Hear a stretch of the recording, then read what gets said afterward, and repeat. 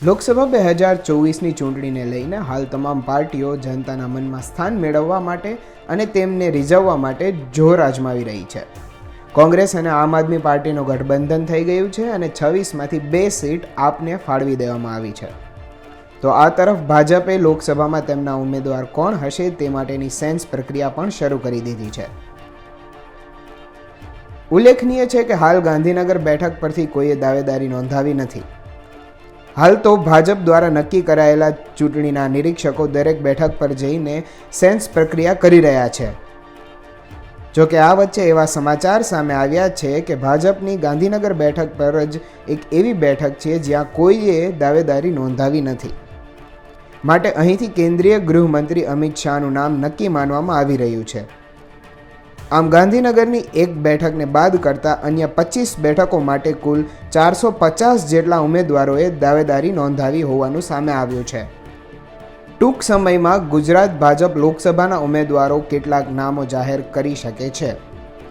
27 ફેબ્રુઆરીએ સીએમના બંગલે ભાજપની પાર્લામેન્ટરીની મહત્વની બેઠક મળી હતી, જેમાં ભાજપ પ્રદેશ પ્રમુખ CR પાટીલ, ભૂપેન્દ્ર પટેલ, પૂર્વ નાયબ મુખ્યમંત્રી નીતિન પટેલ જેવા નેતાઓ હાજર રહ્યા હતા.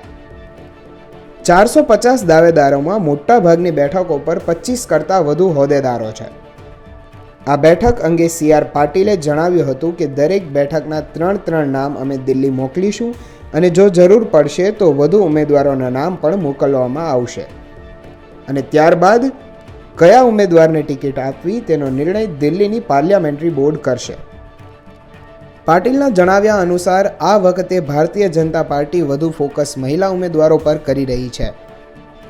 28મી ફેબ્રુઆરીએ યોજાનારી દિલ્હીની બેઠકમાં ગુજરાતના કેટલાક ઉમેદવારોના નામની જાહેરાત થઈ શકે છે.